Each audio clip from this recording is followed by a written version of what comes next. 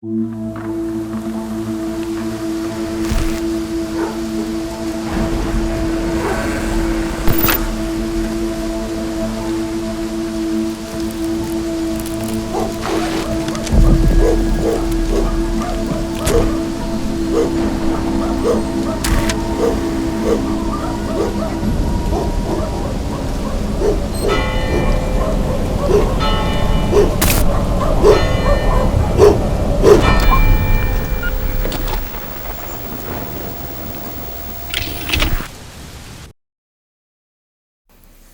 you please introduce yourself?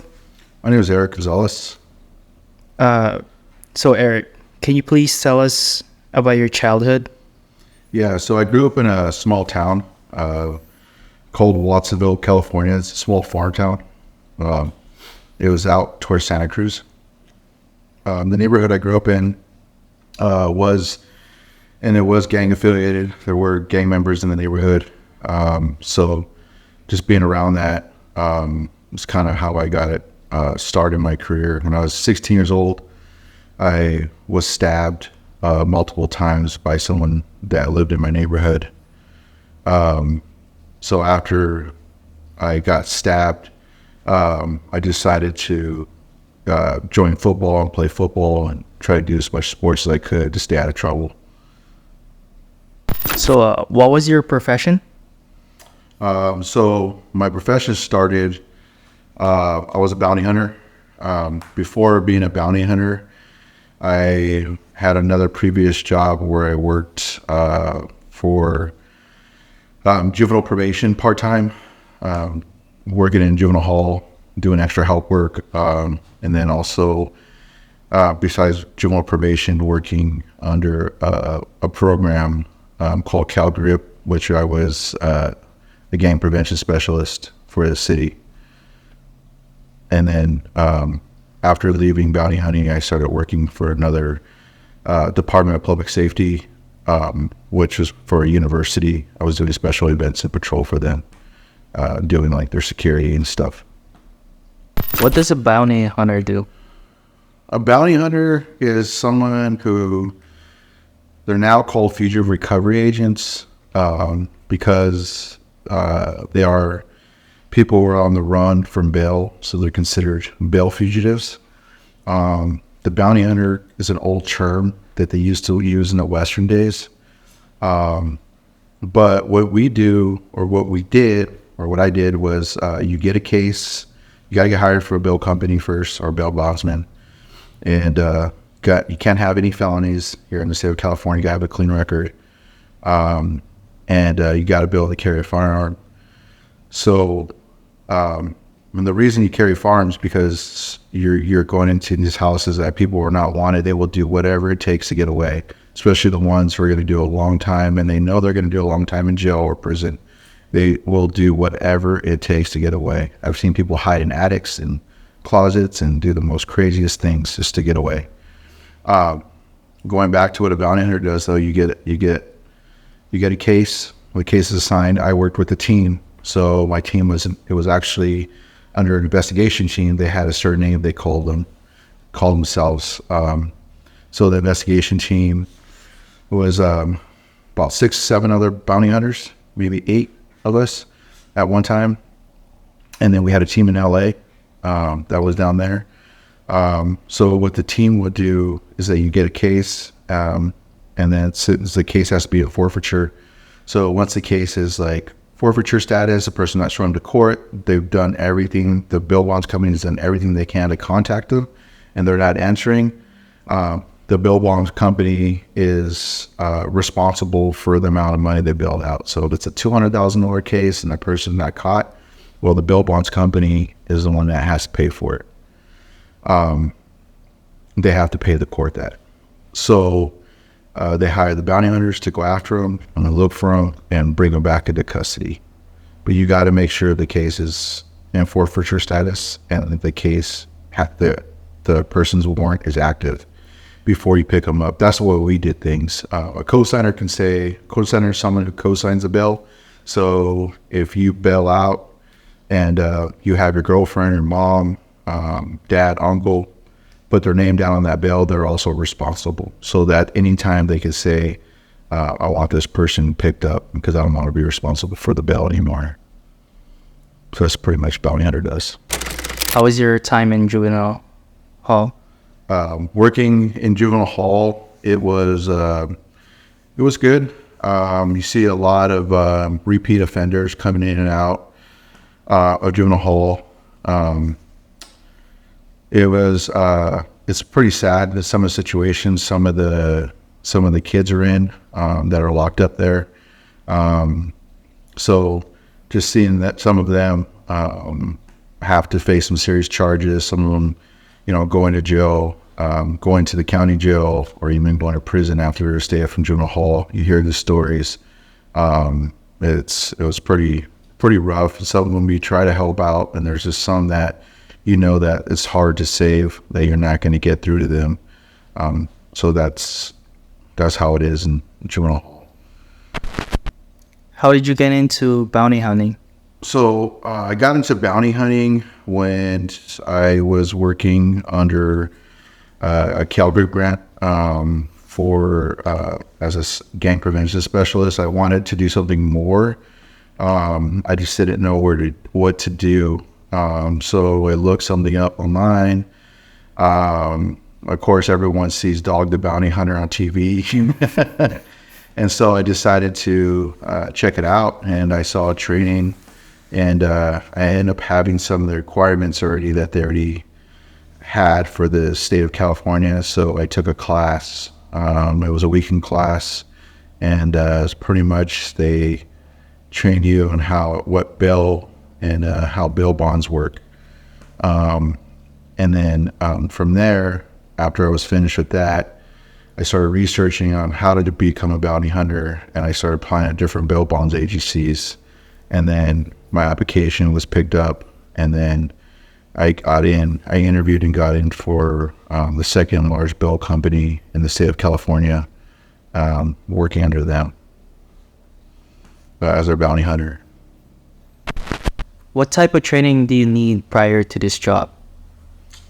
I would say the training you would need is definitely, like the training I got was before all this. I entered a police academy, and I kind of went through with the police. I went through with the police academy, and I got some prior experience there just from learning some of the laws and learning how to shoot a firearm.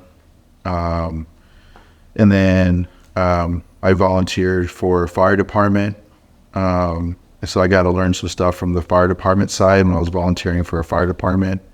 And then having my juvenile probation experience, I learned a lot of different things there as far as talking to people, interview techniques, different things like that. I mean, just seeing my coworkers do stuff hand to hand, more like, practicing arrest moves, techniques, those things. So you definitely want to find someone or enter somewhere that's going to help you with arrest techniques, arrest control, learn how to fire a weapon, how to handle a gun right for safety, not just be some kind of cowboy going out there because you can really seriously get hurt or hurt someone.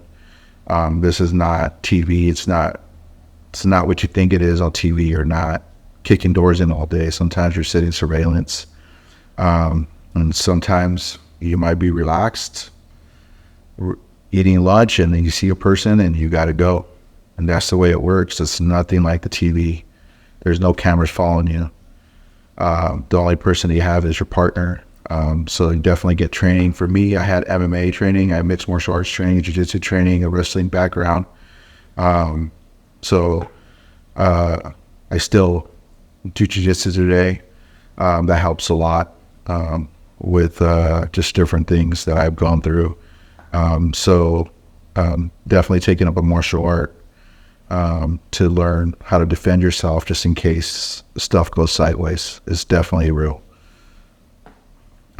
You'll also meet people in the field that have law enforcement experience, prior law enforcement experience. You might have a partner who might be former law enforcement. You might have a partner, like I've had partners from former military guys, guys who who were that became friends of mine that I met on the field, that were working from a federal level to a state level to a city or county level, law enforcement. So I got to really pick their brains and learn off of them on how to do things, seeing how they search homes and how they clear houses.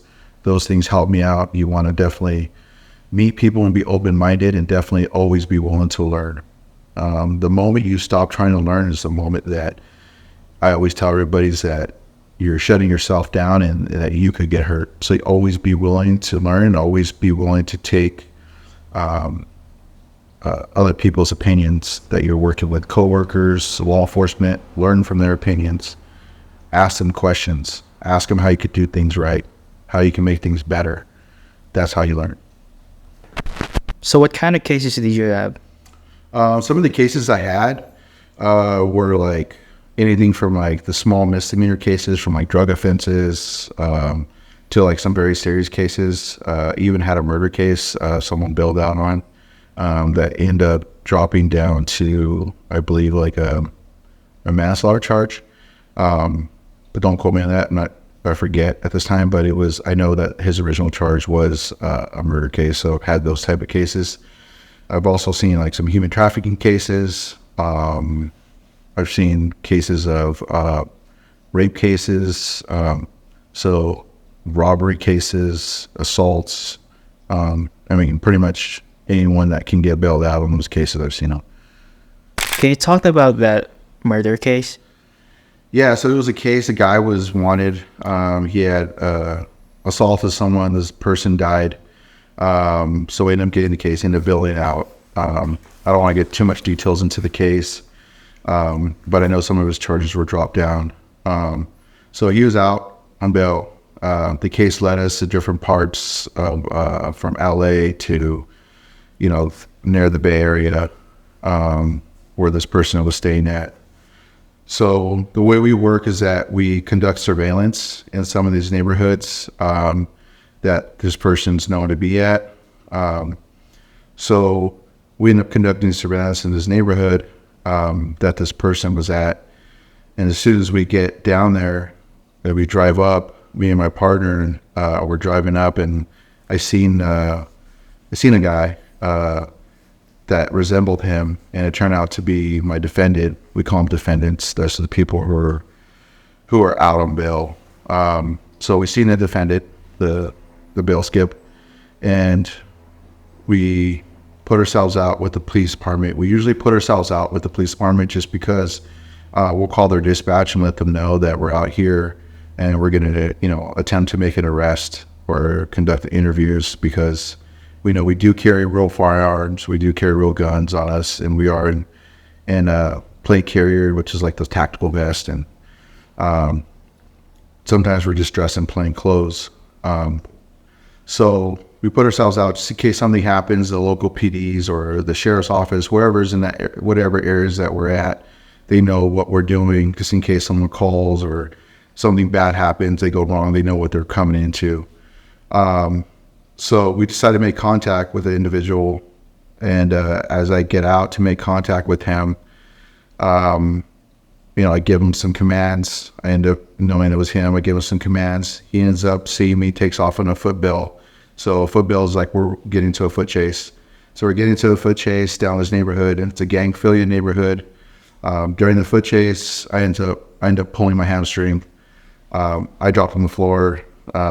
Defendant lost a shoe. He's taken off running with no shoes. My partner doesn't know what to do, so he's very new. So it was pretty much like a shit show. It was a mess. The guy got away. We tried to go around, circle around. I have a pull hamstring. When we pulled around, we ended up getting blocked. We got blocked on both sides of our vehicle. There were gang members. Lucky for us, the local police department came, and were able to get out of there safely. But it was pretty intense, man. Like, it was pretty intense. That was probably one of my last cases I worked before I left, but it was a pretty intense case. Have you had any near-death situations? Yeah, during this my time in the field or working in this job, I did have a time where Me and another partner were rolling out, and we ended up going to do a door knock, and it was dark. We're going to just do a regular interview on someone's house. We didn't know that the defendant was actually in there. The bill skip was in there in this home at the time. So we just thought maybe we can interview this person. They give us some leads. We can come up with maybe an informant, whatever.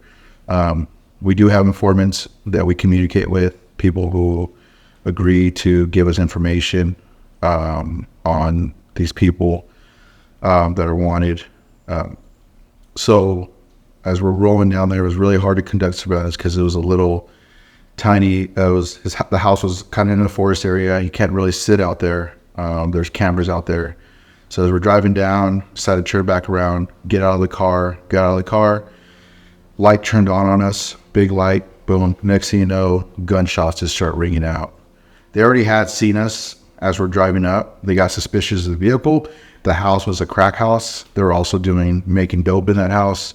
And the person we were looking for actually was in the house. So they didn't know what was going on. They just seen a bunch of people coming up and seen us in our gear. So first thing they did is to start shooting. Shots were fired.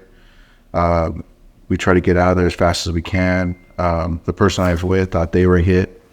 I came face to face with one of the guys who had a firearm. He ended up just telling me, F you, like, fuck you, and then took off. In his vehicle, the sheriffs came out and they assisted us, they helped us, but it was a full, it was a big thing, man. We had to give our statements, our interview. It was a lot that happened all one night. Do you remember your one of your first foot chases? Yeah, I do. Me and another guy it was actually my supervisor, were conducting surveillance in this neighborhood. We had parked our vehicle outside this little liquor store, and the guy was known to be in the area, and he was wanted on I believe it was a robbery charge and kidnapping charge, and then a fleeing and evading or evading arrest. And he had wrecked his vehicle, but he also had his girlfriend in the car, which he was not letting her out, so he got that charge, which is just I believe it was a kidnapping charge. So when we were conducting surveillance, the guy came, the defendant happened to be on his bike, and we were sitting there for a couple hours. We were about to call it. As soon as we were conducting surveillance, we seen him just pass through a bike, and as he's passing through his bike, with his bike, my supervisor said, hey, that's him, that's our guy. So this is, very new to the field. I threw on my back then we had some vests. They weren't even really tack vests. It was more like a bulletproof vest. And remember, I was about to get out of the car. The guy sees us as we're rolling up, about to jump out of the car. My boss had this whole plan, just jump out, grab him, tackle him, which is the Wild Wild West stuff. So as soon as I'm about to pull up and we're about to grab him and jump out and grab this guy, my door's open. The guy sees us. He reaches around. He has a firearm. He points a gun at me. Supervisor grabs me and gets back in the car. We end up taking off. We call the police department. That was actually that was there. We had put ourselves out, so the police department knew. And the crazy part is that my stepfather is a police officer, and he actually heard the call come over the radio, and he was on his way to court, he said. So as soon as he heard it was us, he turned around and just, we had everybody there. Actually, I have a newspaper article that we came out in, showing that's the whole scene. It was pretty intense. And then from there, the chase was on. A couple weeks later, we ended up, I kept tracking this guy, tracking him. And we ended up seeing him in this gas station, in a grocery store. And because we didn't catch him that day, he got away, and they brought the K9 units out. Everything, we just didn't find him. So he's crossing by, and by the grocery store. We get out of our vehicle, and we're talking to one of the police officers, and he calls the defendant by his name. He turns around, sees us, he takes off running. So we get into this huge foot chase. Foot chase is on. As we're running down, we're chasing them. We have a local PD there. They're in a foot chase with them too. So we're all chasing them. One of the officers ended up pulling his leg. And so I stopped to help him up, got him in the car. We take off running still. My partner's on the other side of the fence. And next thing you know, it's just everybody came. I mean, we had the whole support of the police department. They surrounded that area off. The guy was actually hiding down. They had the canine units come out. The dogs came out. The guy was actually hiding his face in the dirt. So he ends up coming out. We arrested him. And that was, the case was closed from there. So how dangerous is the job?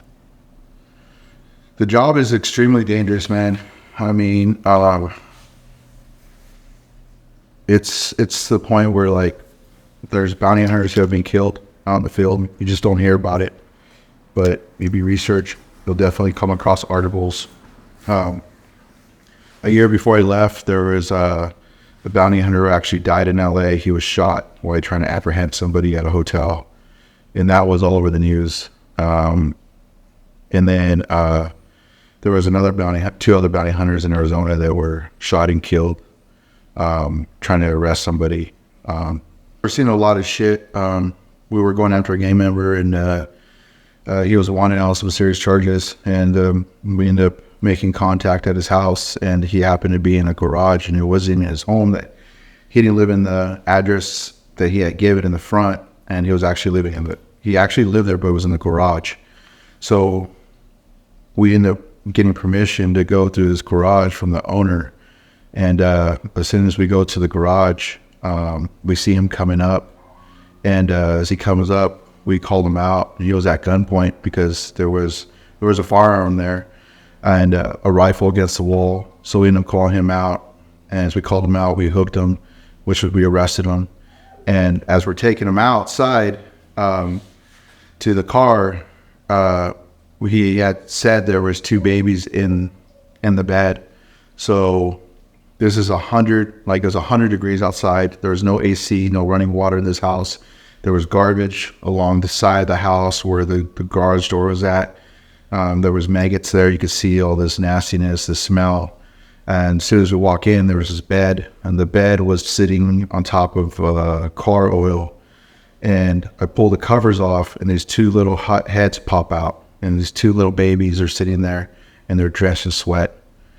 And man, it bothered me, man. Like, it was the most saddest thing ever. That day, the police department came out, the Child Protective Services came out, and they took the babies from that home because nobody could come pick up the babies. And we took that guy to jail. But the hardest part was seeing these 2 little babies in dirty diapers getting taken away by CPS. Everyone there was upset. Everyone there was upset. It was a sad day in CPS. I mean, it was hard, man.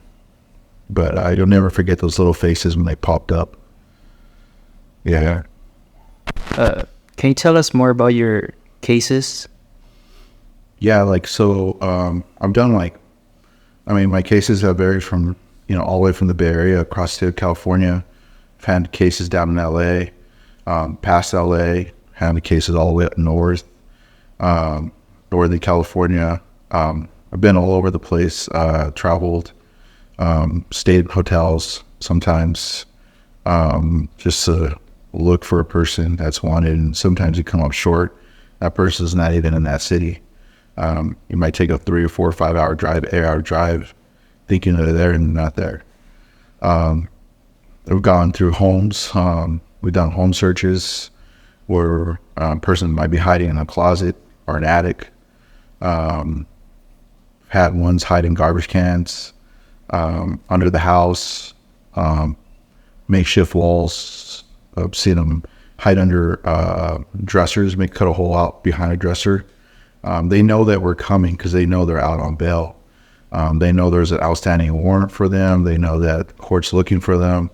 The ones that are on drugs are the ones that are a little bit trickier because they're constantly paranoid in their heads. The ones that are on some serious crystal meth or drugs. I arrested a guy that was on PCP, and it was one of the most hardest arrests ever. It felt like I was fighting as Superman or Super Hulk.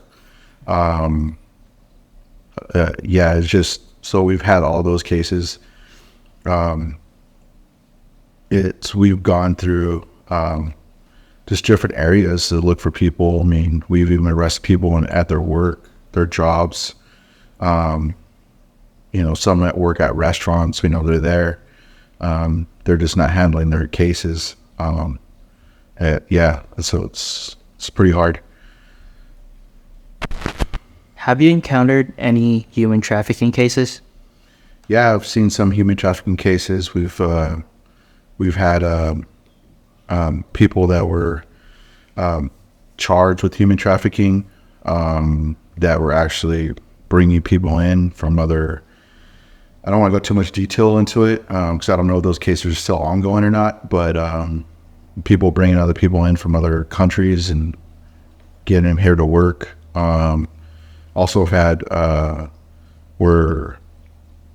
some of the women on the street that are prostitutes. They're out on bail and they're not going to court. So you have those cases also. But those cases, those trafficking cases, and sometimes you get the pimps. They're the ones that are, they got in trouble or they got arrested and they're out on bail. So you're looking for them. I had one case, a girl, we arrested her and we saw her in front of a grocery store and we ended up arresting her. And it's pretty sad, man, because she was limping and she didn't want any medical attention. She just wanted to go to jail. And sometimes the jail will kick you back out and say you got to go get medical clearance before you can bring them in. But she was limping and she was beat up. Her pimp had just beat her up that day prior to us arresting her. We've heard different stories about some of them being drugged up. They're just feeding them drugs to keep them out on the streets. You get those type of cases, and you get the other cases where they're human trafficking kids or just other people from other countries coming in here to work. Yeah, it's pretty sad. Are there any cases that you still think about today?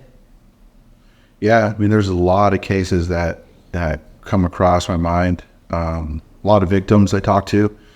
Some of the victims, some of the families that you meet out there. It's sad. One of my last cases I worked, the guy, he was out on bail. And one of my last cases, I ended up taking over this case for someone that left. They quit, and I got their case. And the guy was out on bail, but he was also a victim. And it was a pretty sad case because he was robbed and set up, and it was a hit gone wrong, and he was shot in his head. And he was paralyzed and eating from tubes. And those cases are hard, man, because you got to sit there and I talked to the brother, talked to the mom, talked to him, and he can't really talk. He has a mind he had the mind of like a 5-year-old. And that's just, we have to do all these things to prove to the court that this person is not able to go to court. There was other lawyers involved and a bunch of stuff that was involved. So it was a pretty hard case, but going there a couple of times and speaking to the family and seeing him, and it was pretty rough, man. I mean, no one deserves to go through that. It was a rough case. So how do you deal with anxiety on the job? So anxiety on the job it's very real. When you leave your house and if you have a family, you start to think like, is it worth it, this job, after a while, because of all the bullshit you see and stuff you have to go through. I mean, every day you're having people cuss at you, call you names, talk down to you, people trying to run from you. The stress is there. Not knowing if you're going to get shot, where you're going to go clear a house and try to arrest somebody in a home who's wanted on some very serious charges.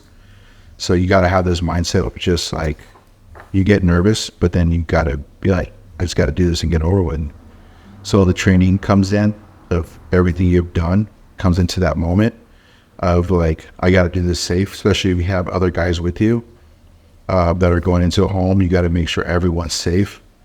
So the anxiety is definitely there. A lot of times before we hit a house to arrest somebody, I would do my research on the homes and see like exit areas, different ways to get in, make sure surveillance was 100% tight, make sure the local law enforcement, all the police departments that will work in that city were there. So that anxiety is there also because you're dealing with them too. And you don't want anyone to get hurt. And you definitely don't want someone to get hurt where they pass away. So it's the stress is there, and that's very real. Being killed on the job is very real. It's there. Yeah. How did your previous job affected your mental health? Have you dealt with PTSD? So my previous job, all the jobs I've had, they were all high stress level jobs, like just working a lot of stress and dealing with things from the moment I started this career. So yeah, I mean, the stress was there. And then the mental health side of dealing with things. I lost a partner to suicide after he ended up leaving our job and found out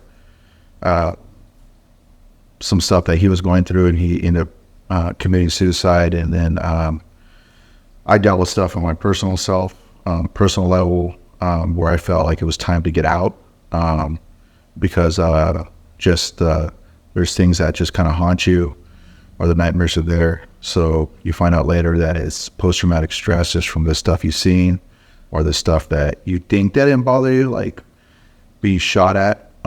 Times I went through that, or some of the stuff of being injured out in the field, or getting off some stuff, or seeing things that you shouldn't see. You think those things will bother you at the time that you're working, but eventually it just catches up to you. So I think the mental health side is definitely there. It's just not as recognized as you would see someone in prior military or someone working in law enforcement that gets recognized. But it's definitely there because you see all the same stuff that they're seeing. You're seeing the drugs. You're seeing, all the stuff we just talked about that's there. Can you tell us more about that partner? Well, my partner that passed away. Yeah, man. He was like a brother to me.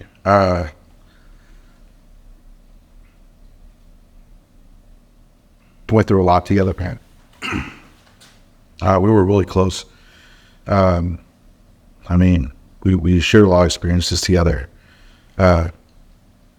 So when you know someone has your back 100%, you know that person has your back, man. That's the type of guy he was.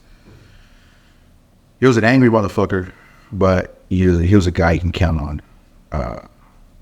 He was someone who loved his son very much. He had a son. He loved his son very much, talked about his son. When I was going through stuff with my own personal kids, my own son, he was there for me. Anytime I needed him, he was there. Tell him, hey, I got this case. We got to go arrest this dude now. He would be there in a heartbeat. I got this thing going on with my son. Let's go take care of it. Let's go talk to your son. Let's go see him. Let me talk to your son for you. That's the type of man he was. There was other stuff that was going on in his life that I'm not going to get into that, I just wish he found some peace and hoping, his family is okay now. But it was tough losing him. Do you still get in touch with people from your previous job? I got talk to guys here and there. Previous job, people from, I think I have one of my old supervisors from Juvenile, like on my Facebook or something, and I'll see on social media. see how they're doing, or see them. And then I have friends that are like in law enforcement right now that I'll keep in contact with. Um, but as far as like some of the other guys, I really don't know where they're at today. But some of my old supervisor, I'll give him a call, see how he's doing. One of my old partners that before I left, he was there still. I don't know if he's still there or not, but call him up and here and there, once in a while. It's been a while since I talked to him, but yeah, that's pretty much it. I haven't really talked to anybody. I had a lot of friends in law enforcement that I made in law enforcement that I didn't talk to, and then also made in the bounty hunting field that I haven't talked to in a while. So, what did you do after bounty hunting? So after bounty hunting, what I did is, so when I was a kid, I was like always into dogs, and I would always call the classifieds and rescue these dogs. My mom would get so mad because these dogs would show up to my house, and I was always trying to save them. Even out in the field, I'd see these dogs, and like, I became a dog trainer, but I would try to take care of these dogs, right? Like rescue them, or there's time, even me, my old partner, the one who passed away, would be like, oh, look at that dog, dude, just back there. He'd be like, Harry, that dog's by itself, should we just take it? I'm like, no, man, that's someone's dog. But it was like alone in this bad neighborhood, and like just out there tied up against a fence. And but yeah, it was like we'd see these dogs. And before that, I was a police cadet. I was a police explorer. I was like 15, 16. I became a police explorer. And I remember I went down to the Police Explorer Academy, and they had this, it was like a little boot camp for us. And the time I was there, they brought these canine units out. And I remember taking a class with the canines, and it was so cool, man. They were like, you take this ball and you drill a hole and you put some weed in there and you play fetch with the ball. That's, I asked them how I can do that when I got home. They said, this is how the dog will start sniffing the drugs. I mean, I don't know if they were lying or not, but I remember I went home and I got a little ball and drilled a hole, put some weed in there, got my Labrador, started playing ball with it, thinking it was going to sniff drugs. But it didn't go that way. And so I was always into dogs. And growing up, we had pit bulls and different type of dogs. And so I became a dog trainer. I got into dogs for emotional support to help me out with some of the stuff I was going through. So I had a couple of my dogs, and then interning under someone and working with dogs, and then started helping other people out with dogs that needed it for emotional support. And then I got into protection training, learned how to do the canine protection, and then I put everything together from what I learned on the field, learning on the streets, all my tactical work, all these other jobs I've had, like just learning all that, and I put it all together and developed a program.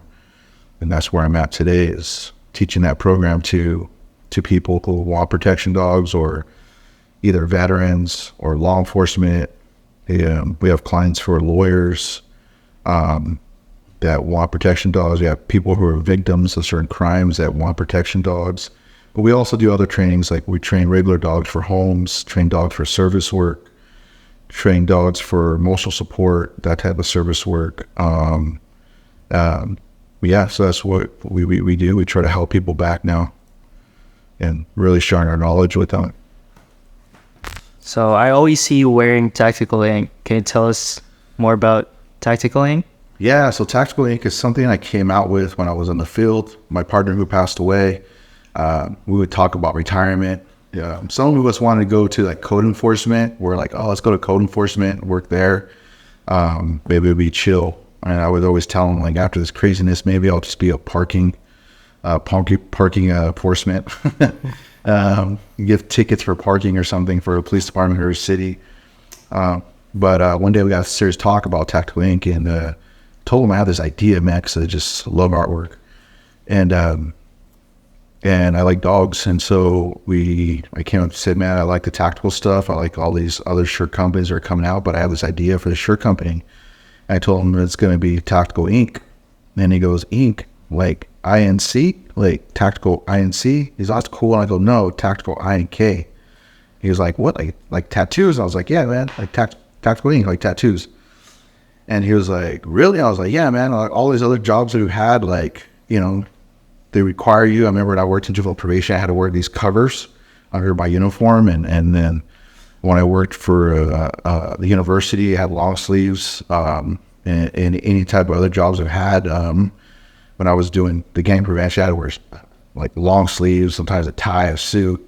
Couldn't show my tattoos, and I love my tattoos. I mean, it's just, I love artwork. So that's one of the ways we started Tactical Inc. after he passed away, and the COVID happened. 2020 started, and we started launching it. We're just doing regular prints out of our house, out of a vinyl. Bought a little Cricut machine and was just making them, heat press, and then from there it just turned into something bigger. And we hired artists to draw some of our designs, and I give some of my ideas. A lot of the stuff you see is some of the stuff that just come with the top of my head, and put it together. I don't know if that's just the PTSD playing or what it is, but yeah, a lot of that stuff we just come up with, and we make stuff for military, law enforcement, people in the dog world, and just regular people out there who want to order stuff. And we support everybody. So that's how Tactical Inc. started.